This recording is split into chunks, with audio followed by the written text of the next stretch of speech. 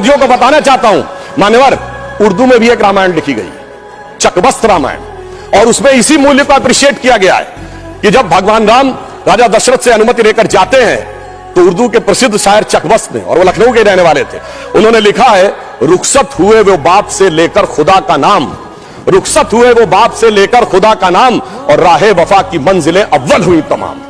यानी उनको तो दिखा कि राहे वफा की कौन सी मंजिलें हैं जो अव्वल हो रही हैं।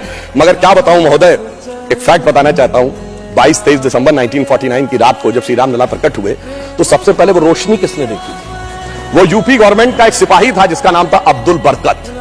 उसने बाकायदा मजिस्ट्रेट के सामने बयान दिया है कि रात में उसको दिव्य रोशनी दिखी, और जब दिव्य रोशनी हटी तो वहां पर श्री राम लला विराजमान थे। अब्दुल बरकत को रोशनी 1949 में दिख गई, मगर कुछ सियासत वालों को रोशनी 2024 में नहीं दिख रही है।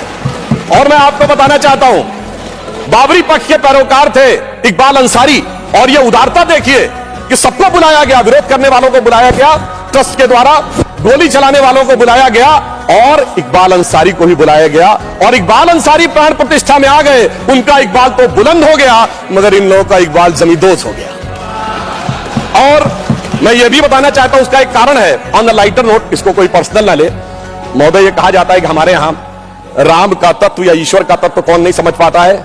जो कामी, क्रोधी, लोभी, खलकामी हो, और राजनीति में वो नहीं समझ पाता जो सेकुलर और वामी हो। अब मैं ये बताना चाहता हूं महोदय कि जो लोग कहते हैं भगवान राम ने अपने जीवन में, ये मंदिर किस चीज का प्रतीक है? कई लोग एक आध कोई शब्द लेकर बगैर पढ़े हुए, बगैर उस भाषा को जाने हुए अपनी बात कहने लगते हैं। तो मैं बताना चाहता हूं, भगवान राम ने कौन मेरा भक्त है इसका बाकायदा उदाहरण दिया। उन्होंने लिखा है, जात पात कुल धर्म बड़ाई, धन बल परिजन गुण चतुराई। इन 10 चीजों से मैं नहीं मिलता। मैं कैसे मिलता हूं? भक्ति से मिलता हूं। ये सारी 10 चीजें हो किसी के पास और भक्ति ना हो, तो उन्होंने कहा, भगतहीन नर मोहे ऐसे, जल बिन बारिध लागे जैसे। अर्थात अगर ये सब कुछ हो, जात पात कुल धर्म बड़ाई ये हो, भक्ति ना हो, तो ऐसा जैसे बादल हो उसमें पानी ना हो। इसलिए भगवान ने इस बात का संदेश दिया। और मैं एक विषय और कहना चाहता हूं, जब राम मंदिर का निर्माण हो रहा था तो कहा जाता था, साहब वैज्ञानिक प्रमाण दीजिए। मैं बस एक बिंदु विज्ञान का भी और बताना चाहता हूं। यह विशुद्ध विज्ञान है, क्योंकि अगर आपने रामचरितमानस के शुरुआती श्लोक पढ़े हो तो उसमें बहुत साफ लिखा, सीताराम गुणगाम पुण्यारण्य विहारिणो वंदे विशुद्ध विज्ञानो कबीश्वरो कपीश्वरो। अर्थात विशुद्ध विज्ञान महर्षि वाल्मीकि ने लिखा। और विज्ञान क्या है? पूछा गया था कि भगवान हुए कब, ये तो बताइए, यहां हुए कि नहीं ये बताइए। अब आप ये बताइए कि आज हम समय कहते हैं, उनका एग्जैक्ट टाइम लिखा है। जैसे आज हम टाइम कह रहे हैं, दिल्ली में कुछ और है, लंदन में कुछ और है, तो एक GMT ग्रीनिच मीन टाइम बताया गया। पर अगर आपसे पूछा जाए टाइम का एब्सोल्यूट मेजरिंग पैरामीटर क्या है, which is equally applicable on earth, moon, solar system and any point in the space, it is only the relative positions of planet. और भगवान राम का वो exact relative positions of planet, जो Einstein का 4th dimension कहा जा सकता है, वो लिखा है कि मेष राशि में सूर्य था, मकर राशि में मंगल था, तुला राशि में शनि था, मीन राशि में शुक्र था। और जब नासा ने अपने प्लेनेटोरियम गोल्ड सॉफ्टवेयर में डाला तो 5114 BC की डेट निकल आई। इससे ज्यादा किसी को सबूत चाहिए? विज्ञान का वो सबूत मिला। और इतना ही नहीं, मैं बताना चाहता हूं, जिन लोगों ने अगर पढ़ी हो तो भगवान राम के जन्म के समय लिखा है कि चैत्र मास के समय शरद ऋतु थी। अंगद बताते हैं कि अश्विनी मास यानी आज के अक्टूबर के समय वसंत ऋतु थी। और इतना ही नहीं, कहा गया जब किष्किंधा से भगवान निकलते हैं तो धूमकेतु टकराया था मूल नक्षत्र से, और जब एस्ट्रोनॉमर्स ने इसकी गणना की तो वो ठीक डबल हो जाता है, 14,000 साल पीछे आता है। इसका मतलब प्रमाण देखने हैं तो प्रमाण जमीन के नीचे से भी निकले, शाही फरमानों से भी निकले, और आसमान से भी निकले। समस्त मर्यादाओं को पूर्ण करते हुए हमारे ये इस विषय के ऊपर आए। और मैं एक बात और कह दूं, कभी कहा जाता था महर्षि वाल्मीकि ने तो रामायण भगवान राम के पैदा होने से पहले लिख दी थी, और कहा जाता है भविष्य में जाके लिख दी। कहा जाता है गप है, बकवास है, कैसे हो सकता है? महाभारत कहा जाता है वेद व्यास ने भूतकाल में जाके लिखी, वैशंपायन के समय। अरे ऐसा कैसे हो सकता है? मैं पूछना चाहता हूं, 1916 में आइंस्टीन की थ्योरी ऑफ रिलेटिविटी देने के बाद अब time travel forward, time travel backward बकवास है क्या? अगर किसी ने साइंस नहीं पढ़ी है तो उसे समझना चाहिए। मगर मैं ये नहीं कहना चाहता हूं इसको कह के, मैं कहना चाहता हूं हमारे ऋषि त्रिकालदर्शी थे, और ये टाइम ट्रेवल तो बहुत छोटी बात थी जो अब धीरे धीरे लोगों को समझ में आ रही है। और मैं एक विषय और कहना चाहता हूं, हम सब ने भगवान राम के मंदिर तो देखा, वहां पर दूसरा सबसे बड़ा मंदिर कौन सा? हनुमानगढ़ी का। आपने हनुमान जी के सैकड़ों हजारों मंदिर देखे होंगे इस देश में, लवकुश का मंदिर देखा है कभी? नहीं। हमारे यहां पुत्र का महत्व नहीं है, शिष्य का महत्व है, भक्त का महत्व है।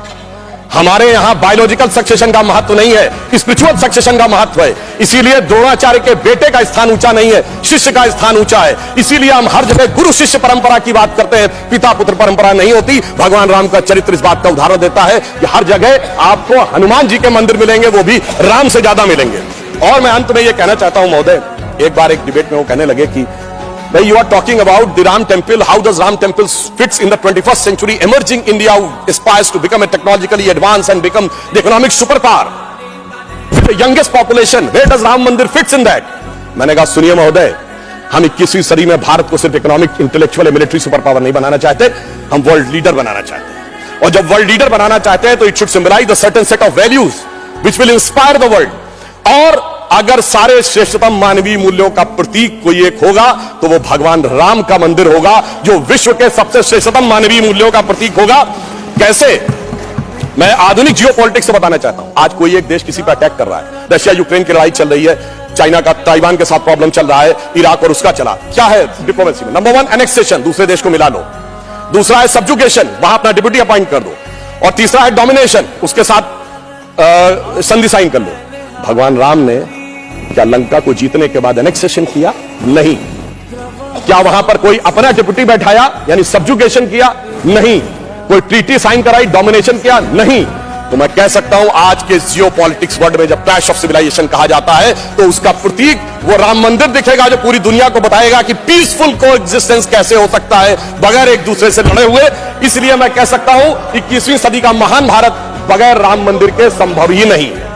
और अंत में मैं सिर्फ यह कहना चाहता हूं, एक नया इतिहास बना है और यह हमारी सरकार और माननीय प्रधानमंत्री जी की उस दृढ़ इच्छा शक्ति का प्रतीक है जिसके लिए कहा जाता था अरे 370 कभी हटेगी नहीं, राम मंदिर कभी बन ही नहीं सकता।